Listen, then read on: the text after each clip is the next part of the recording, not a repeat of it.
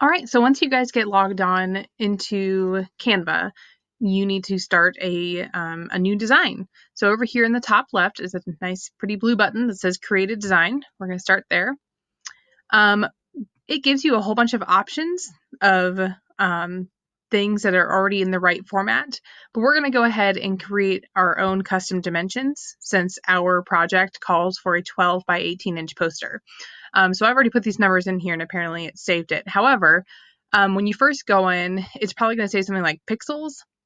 So be sure to change this over on the right side to inches and then type in, let's see here, 12 by 18. And then you're ready to create your design. The next thing I'm going to show you is how to change this boring white background. When you click on this white background, you can change the color by simply going up to this button on your workspace, and it's going to give you a whole lot of colored options. You can go ahead and click on any of those that make you happy. But if you are looking at this color palette and you go, ugh, it's not quite the colors I'm looking for, you can always go up here to the new color button and drag this around until you get the actual color that you're looking for. So you can just drag it on the spectrum and adjust the brightness or the darkness however you wish. All right, so when you're happy with the color that you have, you can just click back over on your workspace and it'll save that.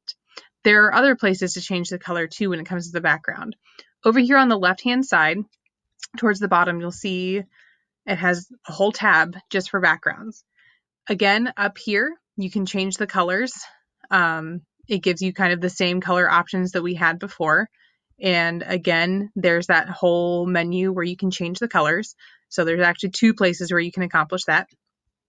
But if you would like something more like a pattern, there are all sorts of really cool patterns to choose from on Canva. So you can scroll through here and choose something that you like. If you're looking for a particular picture or background, you can type it in here. So if you're like, oh, I want something that looks like bricks, you can just type in brick. And then it will show you all of the background options that involve bricks. So you can choose any of those that make you happy. The other thing you can do, if none of those options make you happy, is you can upload your own image to put in the background. So to do that, you're going to go slide down on the left over here to uploads.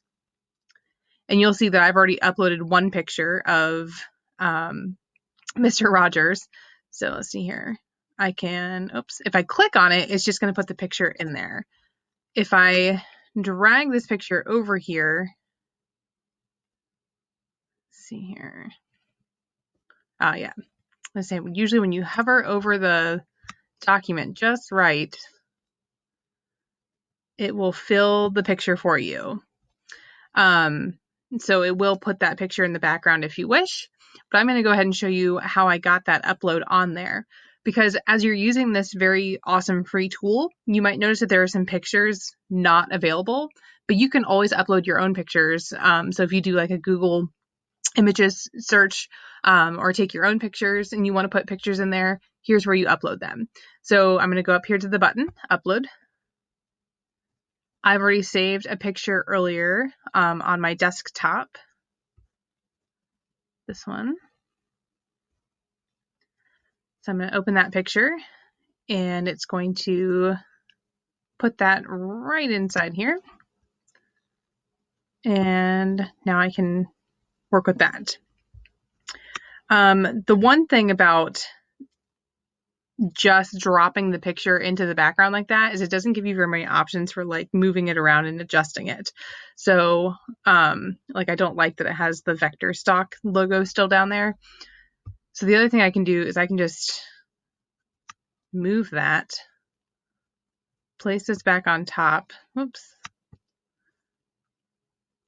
and then stretch it however I like. I can also use the crop button to get that logo out of the way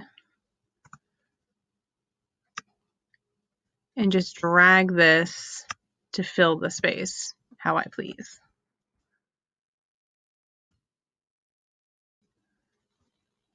So I can also just drag my own pictures into the window and adjust them however I want.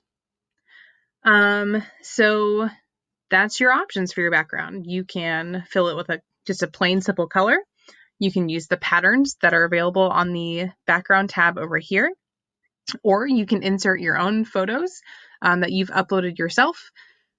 The copy and paste tool does work from Google Photos, but it often likes for you to use the shortcuts Control C and Control V to paste pictures in here.